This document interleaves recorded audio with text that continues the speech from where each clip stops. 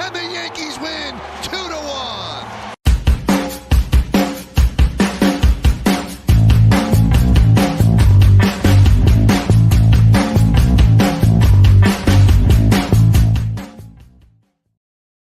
That's really how we're starting episode 1? Yeah, this is how we're starting episode 1. This is how we're starting episode 1. I mean, we play in the Little League ballpark, don't we? Yeah, Tommy, you missed that whole intro, buddy. You missed the whole intro for us, buddy. I got kicked off, gentlemen. I do apologize. I did hear the Little League baseball field that we currently play in. But you want to know what? Everybody plays in that field when they come play us, right? We take advantage of it. Everyone gets mad at us. What are you going to do? Ladies and gentlemen, welcome to the first episode of Yank This. Myself, Joe Algieri, Chris Gonzalez. Tommy, how do you pronounce your last name? Last name is Karasi. All right. Yeah, that's the last time we're going to hear about that. All right. Anyway, guys, so we're going to talk about this best record in baseball right now. I mean, guys, do we have to talk about anything else? It's like, no, we are the best team in baseball right now, and it's for a reason. Well, not if you look at any of the power standings. I mean, every power rankings, it's where like 2, 3, 5. Well, that's how it is with us, though, right? No one's going to give the Yankees the credit. You know, they always got it. They always got something to say about us, right? So let's keep letting our play do the talking. Everybody got the Dodgers at 1. Yeah, I mean, the Dodgers are 1, but like I said, like we were talking about before, Chris, I'm hoping the Dodgers lose today because Tommy, I already got it ready to go. Like that other team that plays in New York, they were quick to post first to 20 wins, right? Yeah.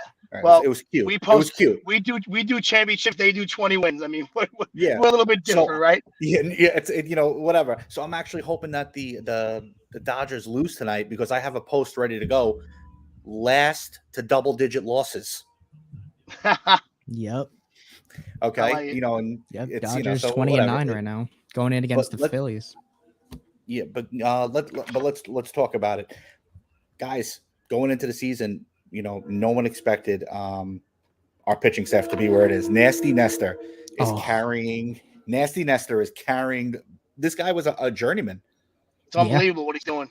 I mean, a guy. Listen, and this is more than just 2 or 3 starts. Okay, this is a year and a half now. The guy's been unbelievably good. Like, there's no. I mean, listen, is he going to stay on pace of what he's doing? Of course not. But what the guy's been doing for the past, I don't know, what is it, 20 starts? You could probably say now he's been unbelievably good. Unbelievably good. It's absolutely crazy. Yeah, and we already got the hecklers going on in the chat, that we haven't won a championship in 13 years, and it's it's cute. I mean, you guys haven't won, and the Mets haven't won one since '86. So let's if we're gonna compare, it's I'll take us over them. But I mean, guys, look at this stat really quickly. I mean, this was before Nestor's last start, but this is sick. Yeah. And Tyone just pitched a great game yesterday, right? I mean, it's crazy. And, you go back to, and shout out to Yankees Avenue, always, making these great little posts, but even like, everyone's talking about, what the sticky stuff, Jason's the race, everyone wants to jump on Cole and say like, oh, he needs attack. He needs a spider attack. What do you guys say to this? Phenomenal last 3 starts. Last 3 starts, he's been near untouchable, and the guy that we paid $300 million to. Yeah, of course. Yeah. Listen, Chris, I'm sorry. I think that with Cole, it's the big contract, obviously, right? They're looking for him to be unhittable every start, and let's be honest, that's not always going to happen. And then once the whole spider attack thing came out, he had a couple bumps in the roads last year, but he also had a complete game, 120 pitch. Unbelievable shutout against Houston, right? After the spider attack. Killed it in Boston for us as well. So, come on. I mean, it's a little bit, I think Cole gets a lot of hate because he's on the Yankees and it's a big deal, but the guy's unbelievably good. Oh, yeah, he's been phenomenal. Absolutely. He's there's a reason he got the contract he got. You know what I'm saying? Of course. Listen, not everyone, and we've spoken about it and we've seen it. Not everybody can handle New York. Not everybody. So it's a culture shock. When you're coming 100%. from Pittsburgh and Houston, and then you're coming to the bright lights of New York City, everything gets magnified. But 100%. And everybody discredits the field, and it's like, oh, anybody could hit a home run there. That just proves how tough it is to pitch, not only under the bright lights, but in Yankee Stadium itself. Yep. But my thing is, are we the only ones that are allowed to hit at Yankee Stadium? Apparently. Well, that's what I said before quickly, right? Like, yes, we play 81 home games in that field, okay? But you want to know what? When these other teams come here, they have the same exact dynamics of the field that we do, okay? And then when we hit well, it's Yankee Stadium, Yankee Stadium. But then when they don't hit well, nothing's said, right? Well, why is that? I mean, come on, guys. Enough with the Yankee hate. It is what it is, and when you're there, take advantage of it like we do. There's really nothing else to say about it. But my thing is this is, we talk about this at work all the time. Everyone complains about right field in Yankee Stadium, right? Why does no one complain about left field in Houston? Yeah. Yeah. That is It's compared short. to center field. Yeah, super short. I That thing mean, is come on, right all the way up. guys. Chris, they're already getting on you. I told you, buddy. He said Listen. Yankees, Cowboys. He goes, all he's Listen. missing is the Chicago Bulls. You know? Listen, I know They I'm get the on you, worst Chris. of both worlds, but we are America's on. team, and we Yeah, are. I'm a Cowboy fan too, guys. Everybody, just so you know. So yeah, I'm a Colts fan, so I have to balance you two out. you dish it at me, but the Cowboys and Chris, it's both of us. It is what it is. God. I'm a Clippers fan. can't- I even it out. I even out my mediocrity. I'm gonna have to call HR about getting me two Cowboys fans as co-hosts. But let's break it down, guys. So beginning of the season, everyone wanted Cashman's head on a platter. Me included. I was on that, Chris, just like you, buddy. I was on that list as well, Joe. I'll be really honest with you. You didn't sign the big shortstops, and you go get the unknown or reasonably unknown Isaiah Kiner-Falefa. You don't sign Freddie Freeman. You don't sign Matt Olson. Matt Olson, or trade for Matt Olson. You don't make the big splash. Yeah. But here we are. We're sitting now on the 12th of May, best record in baseball. Yep. It's unbelievable. Listen, I get it. Listen, and you actually sent it over? I believe someone sent over a clip earlier, or a picture earlier. Hold on, let me see if I can find it really quickly while you guys are going. The best start since 03?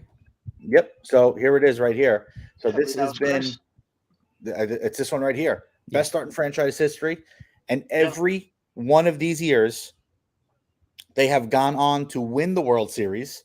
They've made the World Series in every single one of these years that they started at least 22-8. The only year they didn't win the World Series was 2003. And I believe that was the year of the Marlins, right? 97-03. Yes. Yep. Yeah, that's when Josh Beckett was unhittable and we couldn't do anything against them. Yeah, And a young Miguel Cabrera raking everything. It was that was an absolute sick team. I mean, you had Beckett, you had Burnett, you had Dontrell Willis. It was a sick squad. Stacked team. Yeah, it was, and then they went on to sell everybody the next year. Well, that's the Marlins. Hey, and never got to relevance again. Never got to relevance. That's what the Marlins did in '97 when they won it. They won in '97, trade off everybody, then won in 03 and got rid of everybody again. Right. That's what they do. So I need to know. So someone just commented, I'd give my balls and half of my shaft for the Mets to beat the Yankees in the series. This has to be Angelo. There is no doubt in my mind that literally probably one of the most delusional Mets fans there are. That's saying something. I'm not going to say I'm not wasting my time on this show bashing Mets fans. That show is coming another time. So let's get into it. Chris, we were talking offline. Rizzo, right? Again, insane. Going back. Yeah. It wasn't the sexy signing. It wasn't Freeman. It wasn't Olson. I mean, but here I put it together for you, bud. Here it is. Yeah. Everybody thought that Rizzo was the consolation prize, and you can make a case that he's been the best out of all three. Freeman started slow in LA. Olson, he's leading the league in doubles, but other than that, Rizzo and Freeman got him beat in everything else. Yeah, look at the OPS, look at the RBI, look at the home runs. Yeah, would you want him to bat higher than 234? Yes, I'll think he'll still finish around 275. But every other number that really matters hugely, the RBIs, the home runs, and OPS is higher than everybody, except for the OPS is not as good as Freddie Freeman. That's the only thing that's down. Dan Dunleavy, you know exactly who you have. Stop breaking my chops, please. Thank you very much. Oh, poor guy. He knows that he has the Oakland A's that are third in the pool.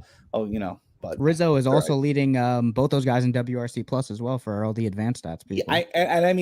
Again, like everybody thought he was the consolation prize like we said at the beginning of the show. We were great really defense. bashing on Cashman for not getting these guys, and everybody looked at Rizzo as this, I guess we'll take him kind of guy. We wanted Freeman, but Rizzo's okay. But he's been insane to start out the year. 9 home runs. He led the league in homers until, of course, his teammate Aaron Judge took the lead a couple days ago with that walk off. The face that runs the place, my friend. That's what I'm talking about. Talk about somebody who, up until right now, chose to bet on himself, and my man is producing. Yeah.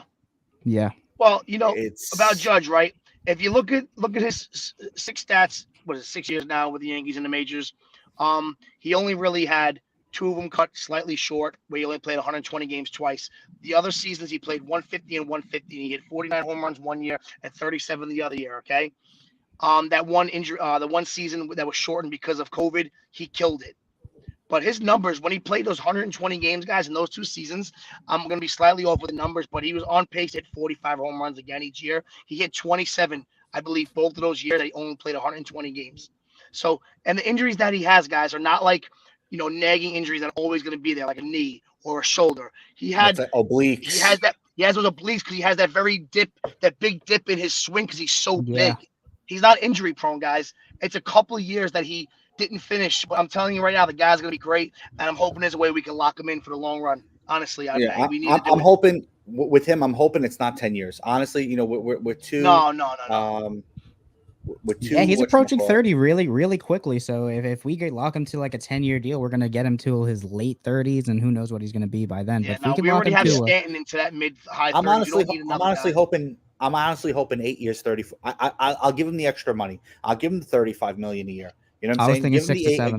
I would give him 8 at the absolute max. That puts him into year 38. That's where I would draw the line.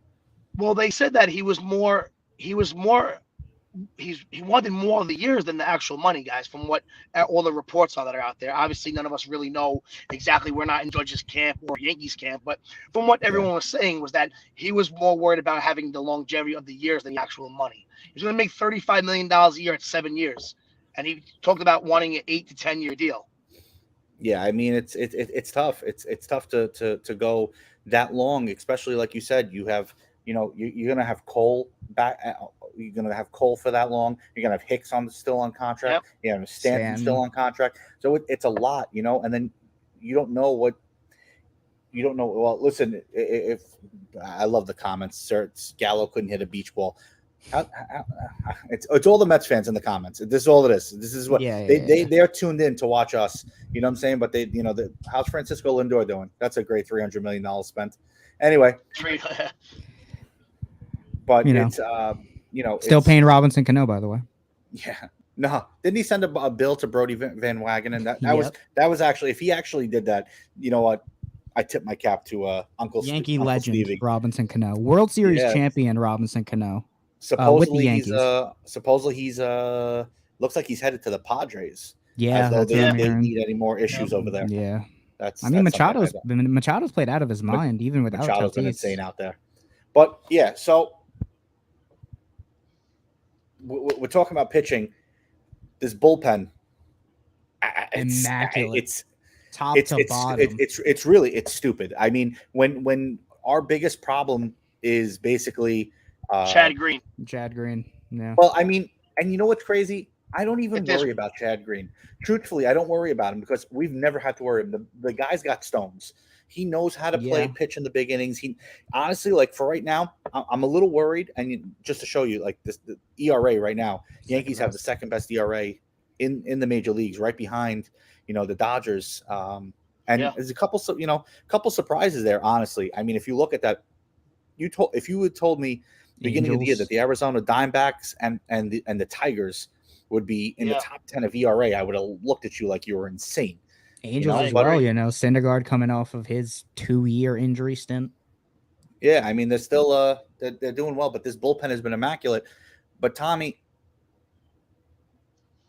you're going to start a skit next week, basically. The trade of the week. Yeah. Do you see bullpen help coming? Because honestly, I don't know how much longer these guys are going to be able to continue going at this rate. Well, that's the one thing real quick.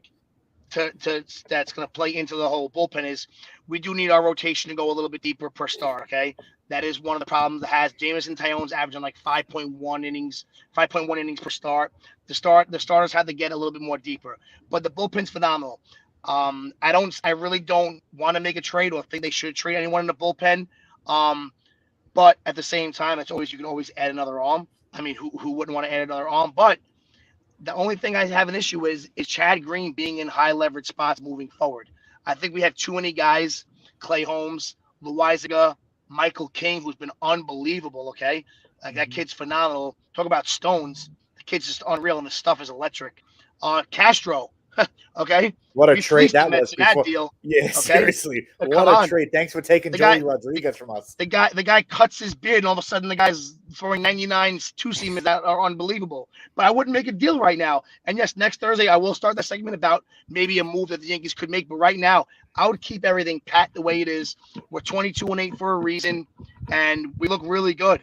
But Chad Green in a high leverage spot, he doesn't throw 98 no more, guys. Okay, when he did 3 years ago, he can get away with stuff. His fastball is too straight to throw 94, 95. So I would rather see, like I said, Michael King, Castro, Loizaga, and those guys in big leverage spots over Chad Green moving forward. Yeah, I just think we were talking about. Oh, go ahead, Joe. Yeah, no, okay, Chris. Go ahead. We were just talking about, the money situations. One guy that's on the books right now that, yes, he's been injured, but if there's one guy in the pen that I maybe would throw some feelers out there, it's Zach Britton. Because who doesn't need a good closer, a good left-handed closer? Maybe somebody who's willing to take a gamble on him so he can move off of his money. Yeah. But that'd be the one guy out of the bullpen. I'll be that honest I would with you, I maybe forgot he throw was some even on the feelers. team. Yeah, he's been injured for about 2 years. Chris, I really, out of sight, out of mind kind of a deal, right? You don't even know he's there. Actually, Yeah. if that guy was healthy, and also, guys, I do apologize. I left out Clay Holmes. I missed that. Yeah. I'm sorry. The guy's been Yeah. unbelievable from Pittsburgh as well. Phenomenal. Another guy you can use. I would have no problem with Clay Holmes closing games, Yeah, which don't leads us forget to Chapman. Don't forget about What do our we do Jersey with- kid too. Yes. Yes. I forgot to say his name, but The Karate Kid. Bernaccio, or something like that. Right? Marnaccio or Yeah. something. Yeah. What do we do, guys? What is your take, guys, on Chapman being like the closer? Does he have to lose that job, or is it his until he does blow it up, or is it like what do you think is going to happen with Chapman? I mean, honestly, up until the other day, he hadn't given up an earned run. He just seems a little bit more wild than normal. But if I'm not mistaken, last year he started out the exact same way. He started out like a world on fire, and then he hit this like wall where he couldn't pitch himself out of a paper bag. His stuff is electric, but the problem is that everyone throws 100 miles an hour nowadays. Like what's his face? The kid on the Twins the other day, Joan Duran, their new closer. Yeah, kid's pumping out 103. So like 100 miles an hour, and at this point, it's not as impressive as it was maybe 4 or 5 years ago. So it's like people are catching up to his stuff. And the problem, and what I'm fearing, and I was watching it the other day, the part that I'm fearing the most about him is I see Betances all over again. Betances was solid, right? And then he switched when he started setting up his fastball. He was setting up the curveball. So like he's afraid to throw the fastball. So he's off speed, and that's when the wild pitches come and everything. Yeah. So and it's all like they forget that they have a triple digit fastball. Like so they want to keep throwing the slider and whatnot. And I see Betances all over again, but it's his job to lose, honestly. Well, Chapman is in the last year of his deal. He becomes an unrestricted free agent after this year. So if somebody like a Loizaga or someone like Clay Holmes can continue this productivity, I don't see why we wouldn't think about moving on, because he is another guy that we kind of got to pay. He's $18 million this year. You would got to think he would want to raise going into the future with everything. So I think if Chapman can show that he could perform in big games, which, I mean, even if you look back to 2016 in the World Series, Cubs and Cleveland, he's not a guy that I can really trust to close out that big game. I agree. I don't absolutely. I mean, whoever this comment is to at all next year. We're gonna get it. Going from the bullpen to the starters. I mean, Sevy has looked much better. There was a part where he looked a little, he looked solid. He had some really, really good starts. Then you see a little bit of the rust kick in. But Yeah, overall, I mean, right now, 20 to months, throw, 20 months out of the game, guys, is a long time. Okay. Just Yeah. to stay healthy. It's warranted that he's gonna have a start here or there where you're like, all right, does he still got it? But then he looks so good. It's just I think he's gonna be fine. And if you were gonna tell me, guys, that this 30 games into the season that our worst pitcher was gonna have a 3.75 ERA as a starter, I would say no problem. Are you kidding me? Like, yeah, come on. it's sick. Like, it doesn't matter. Yeah. I want him to get better, but the rotation has just been phenomenal. And it's just, I want Sevy to be Sevy again, but I don't know if he ever will be. But if we get 80% what Sevy was, I'll be happy. No, absolutely. And guys, we posted the link in the comments. If you want to come on, join us, ask a question, ask the guys. Please click on the link, join us. We'll get you on air. So that. But we got to play. We do got to pay some bills. All right. So guys, please make sure you go to firedupsportsapparel.com. Get all of the newest apparel available to you from the guys at Fired Up Sports Network. We're on a Yankee show, so we got to rock it out. We got the Rizzo and Gallo meatball swatted daily, t-shirt. So we got to make sure, get yours. Yep. Once again, www.firedupsportsapparel.com. So guys, let's talk about the who was perceived to be the odd man out and is now playing himself into an everyday role. Yet he's not in the lineup tonight. You saw him in, good old, as my old partner on my fantasy sports show would say, Gleyber, Gleyber Torres. Okay, he has, well, first off, he's back defensively. Like, putting him back at second base has really changed this guy's mindset. Absolutely. It's crazy. He's among the leaders, if I'm not mistaken, Chris, in defensive runs saved. Yeah, I believe he's tied for fourth now. That picture's outdated by a couple of days, but he's averaging 3 defensive runs saved right now. So he's around, the same. Him and Rizzo and Donaldson all, I believe, have 3 defensive runs saved right now. Yeah, Donaldson's been a little bit of a dud, but But yeah, Gleyber Torres, he was trade bait over the last year 100%. And a half. I definitely thought he was going to get flipped for a starter. There was rumors that Sanchez, all those guys were like, yeah. I thought Torres was going to get shipped off for that kid from Cincinnati, Castillo. I actually wanted that to happen. I'm not going to lie to you. That kid Castillo's filthy with the Reds. Why do Mets fans always have to try to sabotage? Why? Look. Scherzer, DeGrom, Bassett, Tyler, and Cookie. All I got to say. So let's see. You got a 40-year-old pitcher, a guy who's probably not DeGrom pitching started this year. He hasn't. Okay. You got Tyler McGill, who just got lit up by the Washington Nationals. You're putting, and not for nothing, you didn't even put your. What about Walker? Did you guys forget about him? Taiwan Walker. You don't have that? All I got to say. Did he win a game today for you guys? You just forgetting about him? Yeah, 7 innings, 3 hits. Come on, guys. Let's, if you're gonna come back with that, DeGrom shouldn't even be in the conversation right now. He's probably not even pitching this year. Let's stop wasting our time on Mets fans. I apologize. They get me angry. Yeah, Gleyber Torres. Really Gleyber Torres. Yeah. He was trade bait for the last 18 months, and he's really just come back alive ever since moving to second. I've been on the train that DJ LeMahieu should be an everyday starter, but I want to see Torres get more playing time as well. But I mean, they seem to be finding a way to get DJ in the lineup though, without really, without really affecting anyone else's playing time too significantly. I think Aaron Boone's done a great job. Sorry, Chris. I think Boone's done a great job of getting these guys in, getting guys rest when they need it. Stanton being able to play the outfield helps out a lot. It creates a spot open for DH for Donaldson and whoever else. You got to get a day off, and I think it's great. The mix of Torres and LeMahieu, going back and forth. LeMahieu at third base, Donaldson and DHing, or a day off in general. I think Boone has done a really good job with this team, and I know he gets a lot of crap, but I think he's done a pretty good job this year at balancing 5 guys for 4 spots. That's the thing with a guy like DJ, because he could play first base too. If you want to give Rizzo a day off, you can throw DJ at first 100%. He can play. He's really good. DJ could play. Listen, if I'm not mistaken, DJ won a Gold Glove in Colorado. You know, he can definitely play did. anywhere. He can play anywhere on the diamond. But I think to your point, Chris, it's Stanton turned his Yankee career around the minute he started playing the field. Yeah. Like the guy has to play the field. Like it changed his, you know, it's not everyone really think about it. How many great DHs have there been in MLB history? Ortiz, Edgar Martinez, Nelson Cruz, I think would make Nelson a case Cruz. nowadays. I mean, it's not something that every single player is capable of doing where it's just hitting. You know, like it's hard to stay. It's hard to stay in the game when your only job is to bat every third inning. Like it's yeah, not easy. it's tough. It's tough to stay in, like, you know, like I don't know. For me, I would.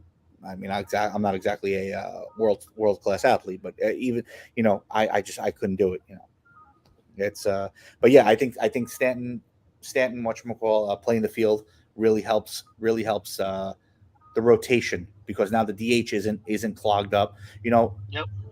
our catchers haven't been fantastic with Higgy and Trevino. They've been decent, right? But defensively, they've been decent. But that's what we needed. That's all we needed. The Yankees changed their mindset this year and went more towards a defensive-minded roster.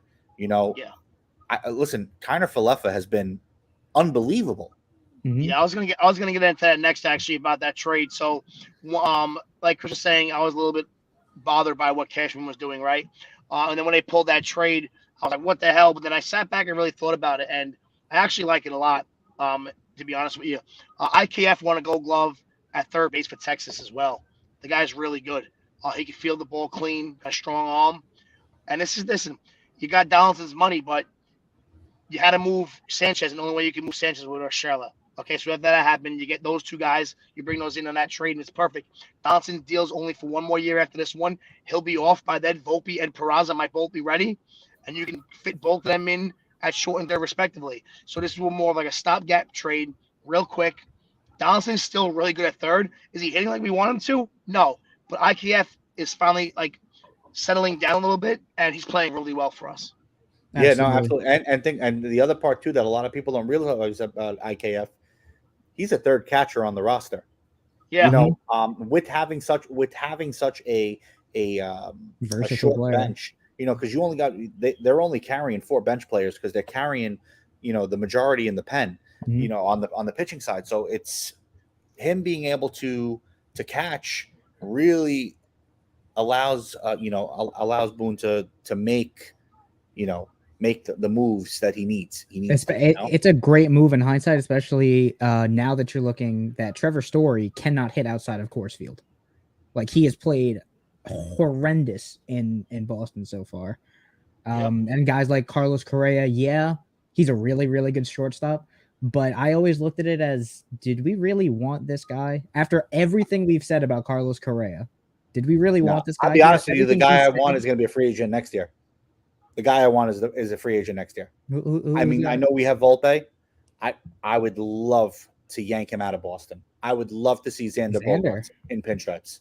I wouldn't mind that either, but not happening. I would love to see Xander Bogaerts. And let me tell you, Xander Bogaerts might be one of the most underrated shortstops in the game, bar none.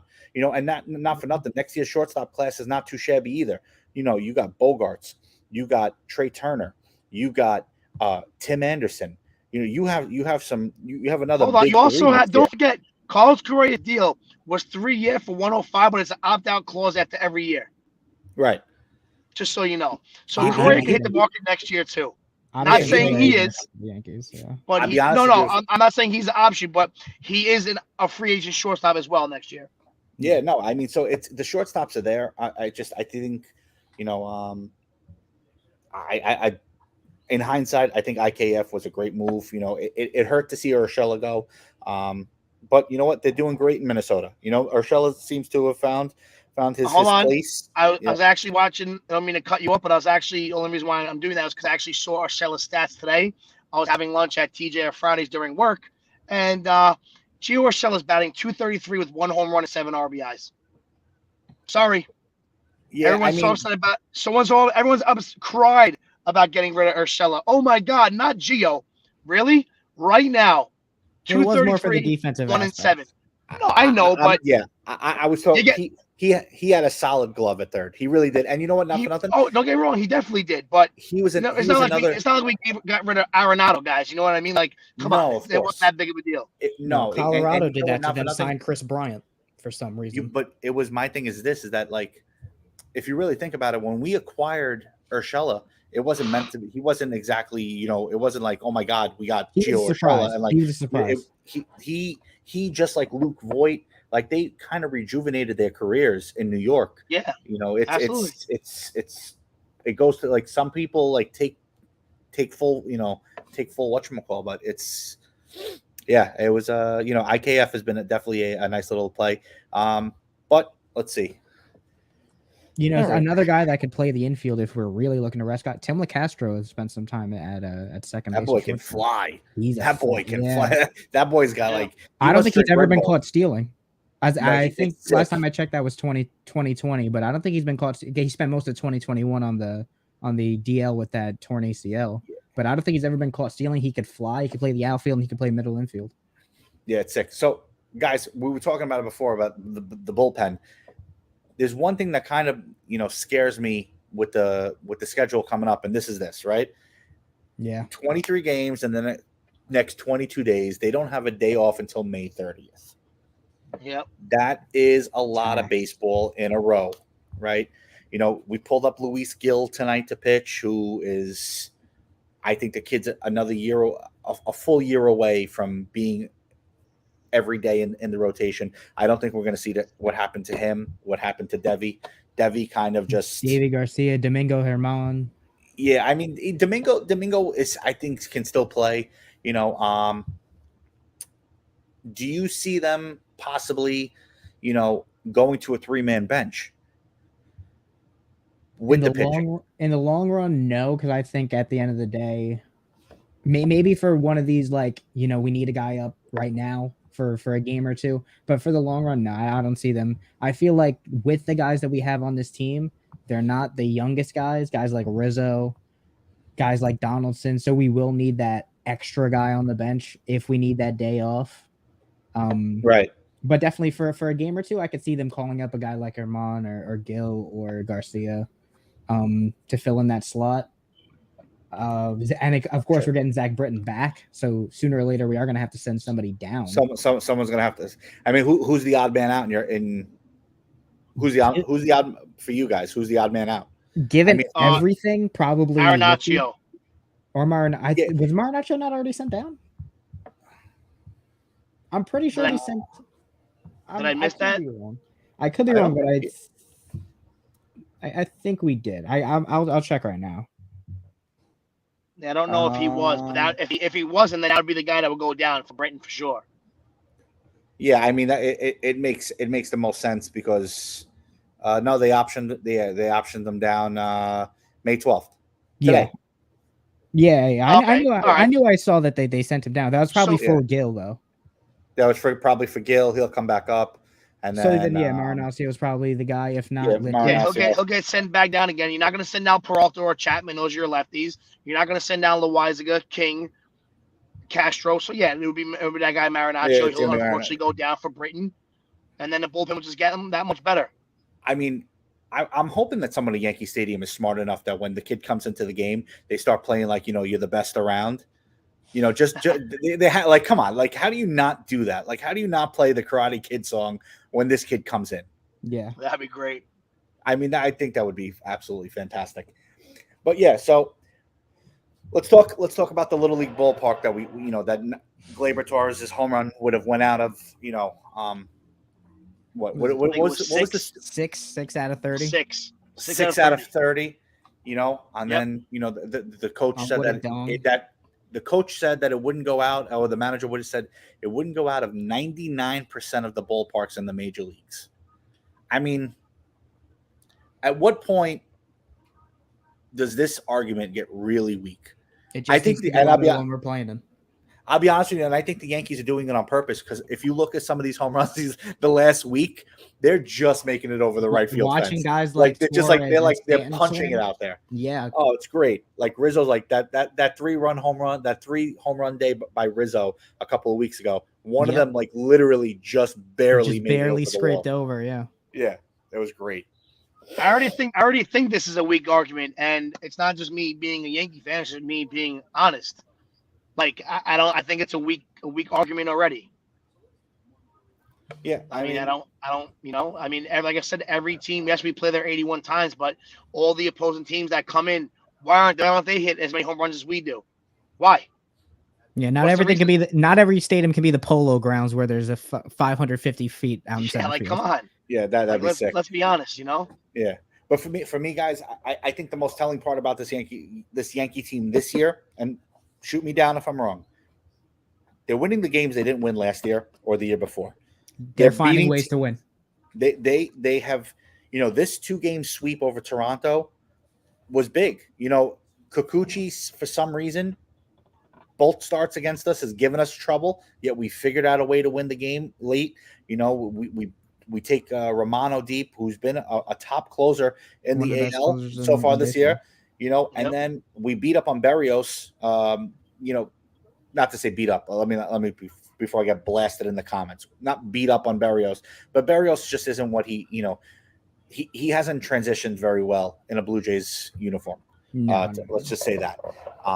But a lot of people, a lot of people are going to have a problem with the Yimi Garcia toss before when he had Donaldson. Yeah, I think that was a little soft. I wouldn't personally. I mean, I'm a Yankee fan. I wouldn't have tossed him. There has been, even Chris Bassett from the Mets has said it like, okay, listen, you don't want pitchers to use spider attack or whatever the hell it is, but you got to give them something to hold, like, especially in these, high humid situations or whatnot, these guys need something. But whatever, for me, it's last year we lost that division because we went 18-9 versus the Orioles, where the Rays went 17-1. And this year we're beating up on those teams. We're beating the teams we're supposed to be beating, and we're beating the better teams. And this weekend series, although they're not at full strength, is a big series for the Yankees, because the White Sox were perceived to be, before all the injuries hit them, were perceived to be one of the favorites to come out of the AL. Yeah. My buddy at the barbershop was having the White Sox as his team to go to the World Series. Between all that hitting with Robert and the rotation, if I remember preseason, both the Yankees and White Sox were at plus 800 for the World Series. So they had the same odds. If I'm not mistaken, I think I picked the White Sox to make it to the World Series. If I'm not mistaken, I was being honest. I didn't preseason.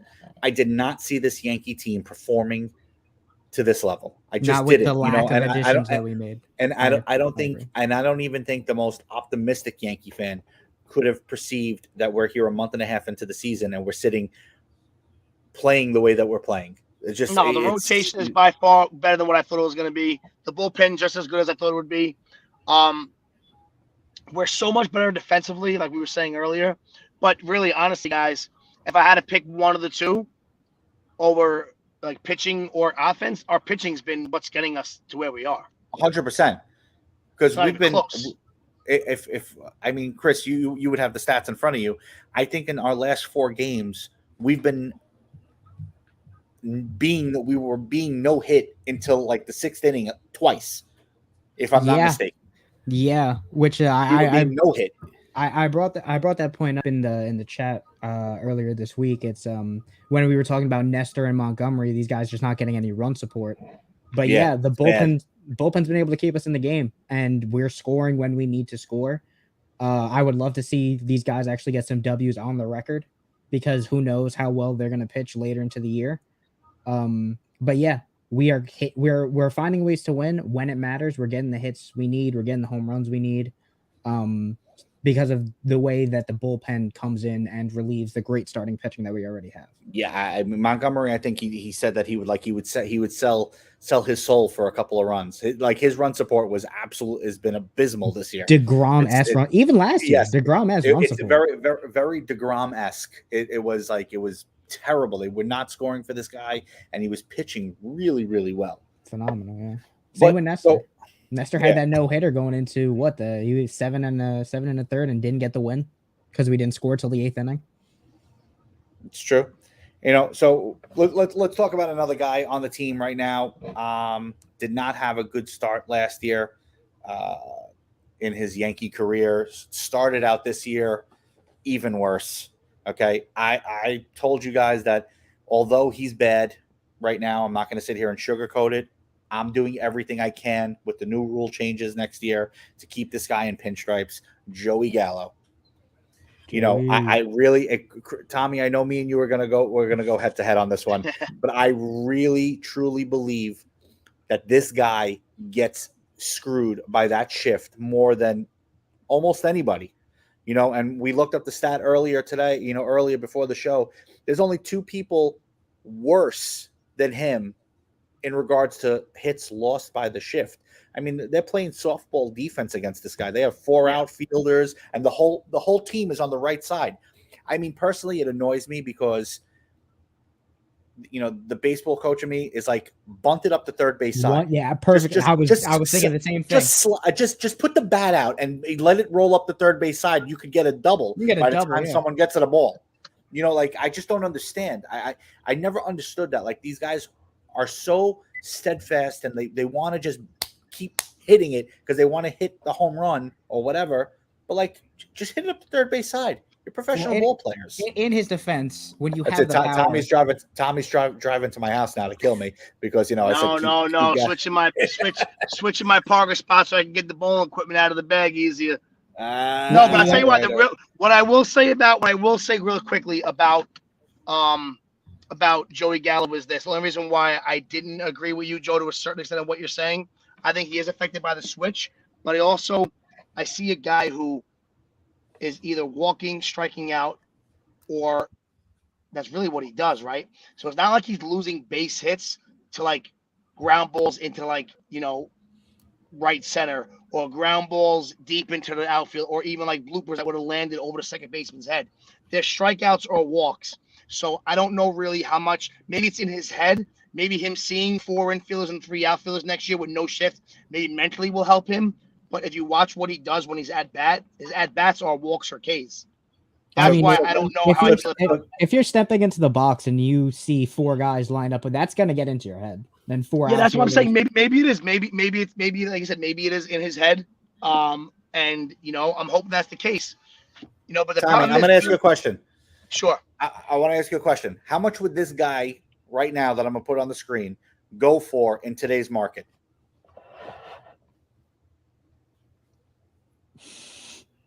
Adam Dunn. Wow. I mean, the guy probably batted 220 every year. I can't. It's not big enough for me to see his lifetime numbers, but I guarantee you he's a 230 hitter lifetime. Probably averaged 35 home runs a year. Adam Dunn. He would probably still get decently paid actually for what he did. Yeah. Sound familiar? Yeah. I mean, another strikeout home run guy. That's all it was. That's all he was. That was him. Joey Gallo is this generation's Adam Dunn. Adam Dunn this year in this day and age, the way that batting average doesn't mean anything. You got to remember Joey Gallo is still a Gold Glove, a Gold Glove outfielder. Yep. It goes to that defensive aspect. Yes, he's very good out there. Very good. Very good. But I know you couldn't see it, but Joey, but Adam Dunn career was a 237 batting average. Right? Yeah, it's pretty close, yeah. 462 home runs. That's a lot of home runs. That was my problem with a guy like Sanchez last year. He just wasn't the defensive guy that we needed when it came to him being a catcher. That his stick, his 220, it wasn't making up for it. But somebody like Gallo that can play left, right, and center at a Gold Glove caliber, even can play third and first, which he has experience doing. Yeah. I'll take that guy especially if we don't have the money to pay Judge next year. I think Gallo is going to be the fallback option. And we literally have the tallest outfield in history when Stanton, Gallo, and Judge are playing in the outfield. When Hicks gets sent into the sun. Speaking of the tallest outfield in history, that brings me up to why Judge, we can't give Judge 10 years, guys. Let me tell you something. The guy's 6'7". He can't keep frolicking out in the outfield, guys. It's not good for his knees. It's not going to work out. He's not going to be a 37-year-old outfielder. You understand? So you got to think about where you're going to move him in 5 years from now. Honestly, right? Yeah, no, it's a valid point. He might become a full-time DH in 5 years. Then you're gonna handcuff your DH spot. You're back to square one. Because you signed him for 8 years. That's why I don't know about all this 10-year talk with Judge. I love Judge. You kidding me? My daughter has an Aaron Judge T-shirt. Like she's I just don't know if 10 years for him makes sense. Yeah. No, I mean it's a valid point. I mean he started to he's starting to run on the bases a little bit better this year too. I mean he's already gotten 2 stolen bases, and 29 games into the season. His career high is 9. So I mean he's starting to do a little bit more. But I just don't. My fear is this, and we've seen it too many times. How many times is it career or contract year for somebody, and they absolutely crush it, and then all of a sudden the next year it's like flat. Brett Gardner immediately comes to mind. Yeah, but you want to know what though? Listen, we know what Aaron Judge is, guys. He's not going to be a guy who's going to have a career year, then all of a sudden go down the tubes.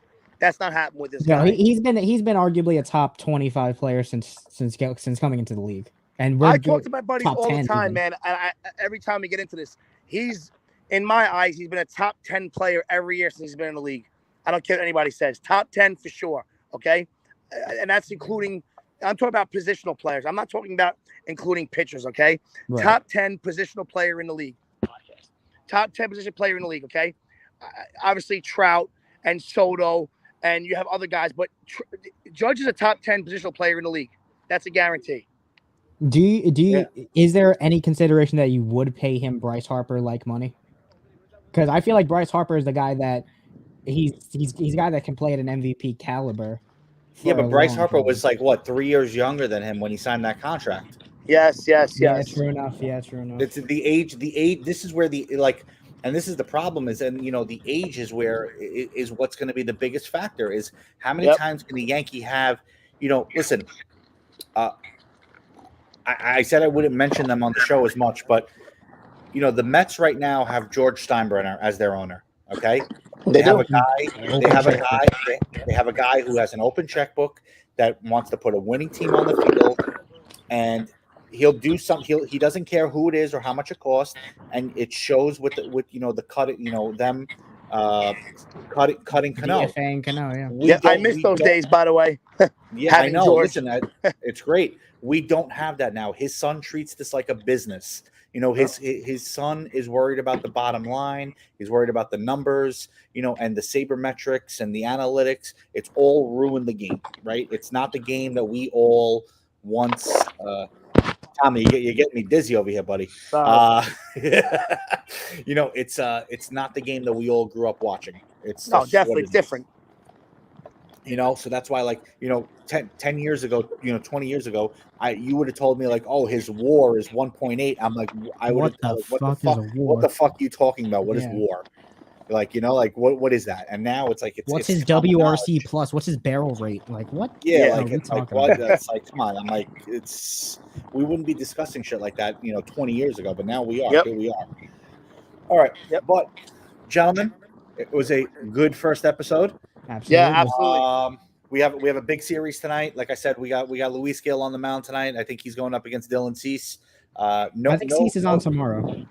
Is it? I thought Cease was pitching tonight. I could be wrong. It's no. You're right. It is Cease. Yeah, Cease. I thought I saw Cease tonight. Big four game series against one of the prohibitive favorites of the AL. I think it's going to be great. I would have liked to have seen Glaber in the lineup just coming off of last game. I like for me, I'm a big proponent to keeping the hot bat in the lineup. I would have kept Donaldson on the bench. Yeah, I would have too. Well, right now with the way that Glaber's been playing, I wouldn't mind if he's the pinch hitter for somebody like a Higashioka or a Trevino, just to get him in the lineup in a key situation. I mean, we got no IKF and we got no Glaber in because Marwin is playing shortstop tonight. Marwin's another little solid, a little sneaky pick. You know, Race Marsh was praying that he made the team because he had a solid spring. Was solid with Houston. You know, Gonzalez is a nice little scrappy player. He was not in him. I expected to be on the 40 man. I ain't gonna lie to you. Not to talk about Alex Cora because we don't like Alex Cora, right? Because of Boston and Houston. He said that one of the best things the Yankees did in this offseason was bringing Marvin Gonzalez as a utility guy. He said this is a guy who was phenomenal, who was hurt last year, but was a phenomenal day in, day out player and was solid, could play 3 positions on the infield. So I'm happy he's our guy. Be honest, guys, would you want Marvin Gonzalez or would you want Tyler? What was his name? Tyler Wade. I don't know. I'm gonna be honest. Tyler Wade's played really well in LA. He's played really well. Well, so has Velasquez, but we all know what the long story would have been with these guys. Yeah. No, I was a little upset because I actually know Velasquez, so I was a little upset. You know, he's a hometown boy. He's from where I grew up. Yeah. So to see him go out to LA, like I have nothing but love for him, but it was just that was a little disheartening for me, especially for someone like Andrew. That was part of the Andrew Heaney deal, right? Yeah, that was part of especially Andrew Heaney. No, Velasquez just signed outright. He wasn't part of a deal. Really? Yeah, Velasquez just signed with the Angels. There's definitely one I already have for next week, guys. I already have a target for the trade segment. I can't wait. I can't wait. Aaron hits bag of chips. Yeah, he's gone. But we got to upgrade the catcher position, guys. Well, a nice story. So is Trevino. But I have a trade that I think would work, and I'll break it down next week. I'm going to tell you what. I'll give you a little this. I was reading today a certain team in the same city as the team of what we're playing tonight is now shopping their all-star catcher. Wilson Contreras? Yes, sir. I thought we tried making a play for him in the offseason. Am I wrong? So I believe, if I'm not mistaken, they re-signed him, or I'm sorry, he asked for a trade and they didn't go through. The Cubs started out really good, and now they've kind of simmered down. They've kind of fallen back to where everyone expected them to be. Yeah. But yeah, now the Cubs are looking to move on from Contreras. Free up that money. I mean, Contreras would be a great. He's a great. But he's another. Here's the thing, though. Thank you.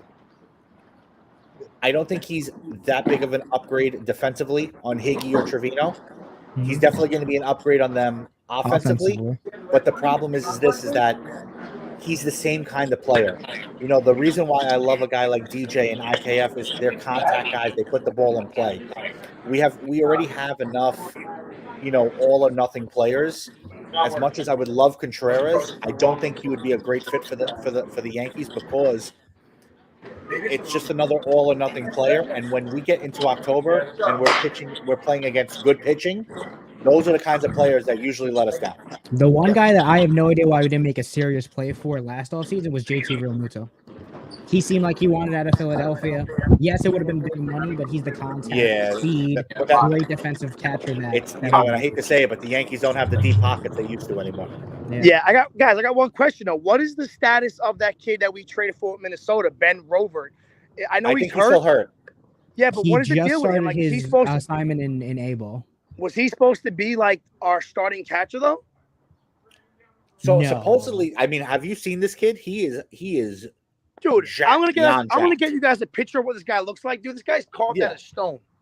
Yeah, I'm gonna pull it up right now for you. I don't think he was supposed to be the starter. I think he was supposed to play another year in developmental, or if anything, or in AAA, and then. But they rave about this kid's like his bat and his defense. Like they said, this kid's like amazing.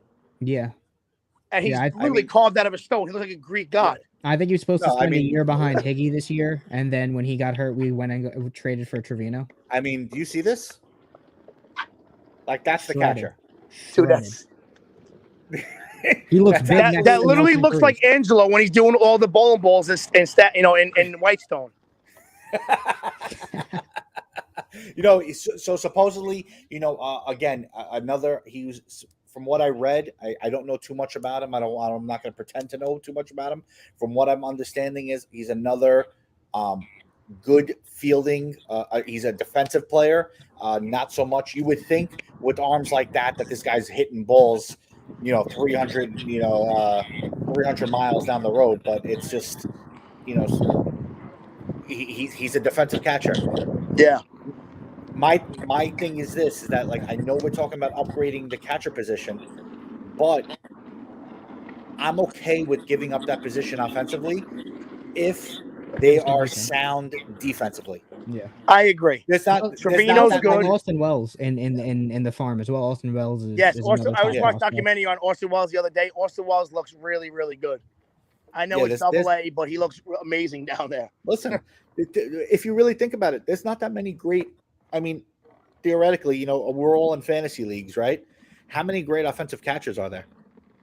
Outside of Real Muto and maybe Salvi, if he could. You got Salvador Perez, Real Muto. If you want to put in like a Sean Murphy. If you want to put in, Rondell. If you want to add in like a Mitch Garver, like these aren't big names to say like, oh my god, you have your Contreras. You say Sean Murphy, the same Murphy that we had a couple of years ago? No, Sean Murphy on Oakland. Yeah, Sean Murphy was a Yankee guy. Yes. Yeah. I mean, look, there's not many great catchers. No, there's definitely not. Yasmani Grandal, Will Smith. If we're gonna spend the money, guys, I'd rather go a different direction, right? Obviously. Yeah, 100%. Would you rather have two great outfielders or good outfielders and one great catcher? Like, no, you take the two outfielders. I mean, it's just how it is. You don't want to spend all your money on a catcher. But if we can somehow upgrade it slightly, I wouldn't be opposed to it. No, of course. I mean, if we could get someone who's going to be a slight upgrade, if we could get like a contact hitter, for me, like if we can get someone who's more of like, a 280, a 270 to 280 hitter, for me, it's worth it then. As long as they're stout behind the plate, they call a good game, and they can hit me 270, 280, yeah, it's worth the upgrade. But if you're going to give me... Who was the last catcher to do that in the Bronx? Was it like Russell Martin? Russell Martin's the first name that comes to mind to someone. Yeah, I mean, he was good on both sides. I'm always going to go back to good old Jorge. Oh no, yeah, of course. Jorge. I'm talking about recent. When it comes to recently, yeah, no, I mean, there's really nobody. Russell Martin is the first name that comes to mind in terms. Yeah, Russell Martin was probably. What about what's his face? No, oh my God, he was the backup. Well, you got Yadier Molina. Obviously, was good on both sides. Yeah, we never had Yachty. We had Jose Molina. We had Jose. No, who was the kid that? Oh my God, not a kid. He went and signed with. McCann. Cervelli. Was it McCann? Brian. Oh yeah, Brian McCann. Yeah. Oh, I'm sorry. You guys meant Yankee catchers in recent years. Yeah. Sorry, I apologize. Yeah, no. I think Brian McCann was probably Brian McCann, that was the best signing that we had as the catcher of the last 7-8 years, or Russell Martin. Yeah. So it's but yeah. All right, boys, I'm gonna let you go. We are just about game time. What time are we starting tonight? We're starting 8:10 tonight. Yeah. I'm so used to the 7. I'm so used to the 7:05. Yeah, same here. Yeah. So we'll be back next Thursday on the Fired Up Sports Network with episode 2 of Yank This. We're gonna go. Tommy's gonna have his trade of the week. Chris, you're gonna have some fun stats for me next week. Yes, sir. All right, boys. It was a pleasure. Thank you so much. Thank you, guys. Make sure you guys go to firedupsportsapparel.com. Get all of your gear. Yankees is going to actually have their own gear coming out in just a couple of weeks. We're waiting for the fine folks at Fired Up Sports to deliver it to us. But yeah, so from all of us, thank you, and we'll see you next week. Thanks, guys. Yeah, listen, guys, great first show.